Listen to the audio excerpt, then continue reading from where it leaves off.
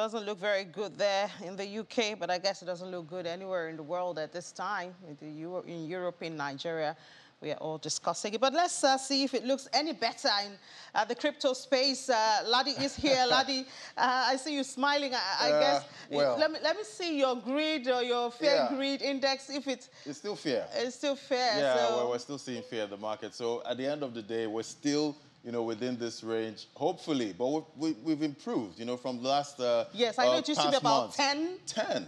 Got as low as 8. So this is an improvement, but not greed yet. Well, not greed. I think we're still far away from greed when we look at the realities everywhere. Exactly. Let's take a look at the numbers now. We see market sentiment showing 31 points there. Fear, better than extreme fear at this point. Let's take a look at the market cap now for the crypto space, talking about the whole Bitcoin and the altcoin. We see there $1.09 trillion.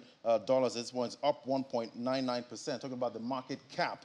And we see the volume traded in the total crypto space there, $64.73 billion. That's down about 1.87%. We're seeing a zapping of volume at this point. And see Bitcoin dominance, 40.85%, down 0.15%. Let's look at the price of Bitcoin this morning, $23,260.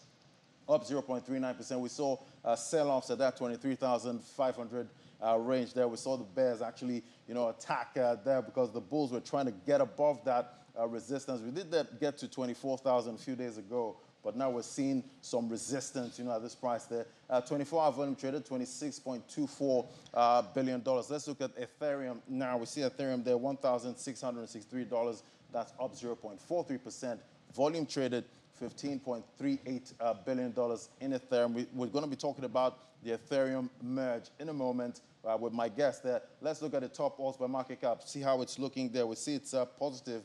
It's all green on the top alts by market cap, showing that there's some positive sentiment in the market right now. Let's bring in my guest now, Gilbert Jopata, financial market analyst. Hello, Gilbert. Good morning.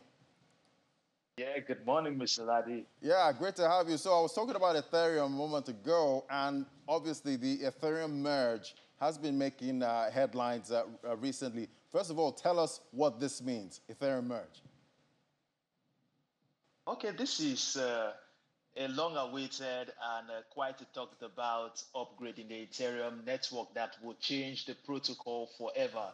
So the Ethereum merge is simply a transition of the Ethereum network from the proof of work to proof of stake.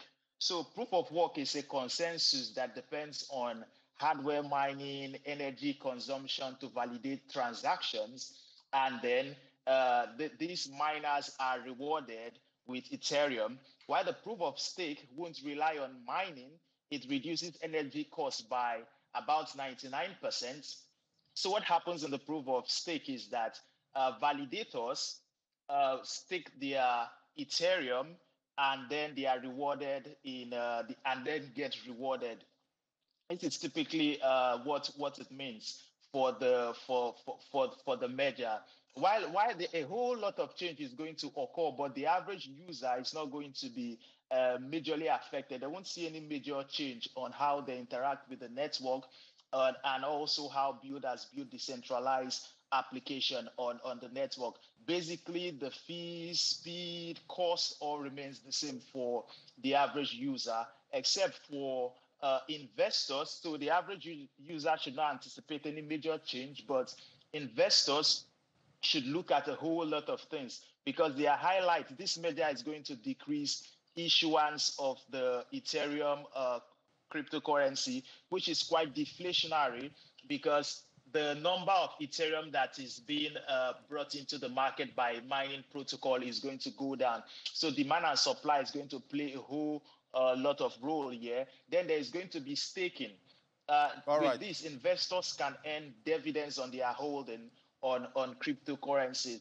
So I believe this is going to attract a whole lot of institutional investors, and even retail investors are also going to rush in so that they could take advantage of this. I actually believe this is a catalyst for price change for the price of the Ethereum cryptocurrency. All right, but Gilbert, I remember the last bull run. We saw Ethereum fees actually skyrocket, last time. But, the fees are looking quite good now. But I'm wondering if another bull market comes, are we going to see sky-high Ethereum fees again?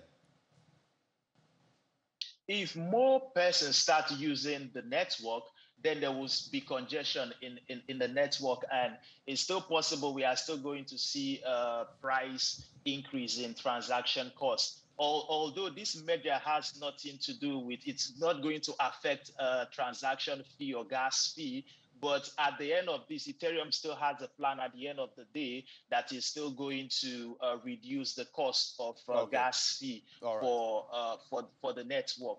But this is not going to affect it. All right, we'll keep watching that Ethereum blockchain to see how things pan out going forward. Thank you so much, Gilbert Jopeta, financial market analyst. Yeah, thank you. Let's head on to the top gainers. This morning, we see our flow there leading that count is up by 39.63% at $2.61. And we see Waves, decentralized and exchange there. It's up by 10.86%.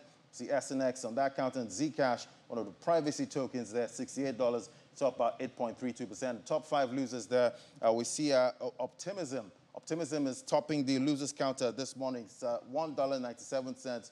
Down 4.46%. This was trading at about 50 cents a couple of weeks ago.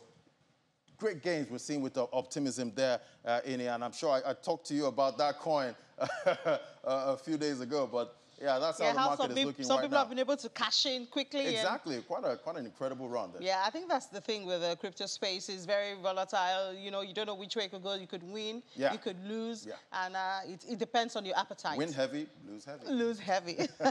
All right, Ladi, thank you so much. I guess our viewers will see you at 1:30 for Business Incorporated.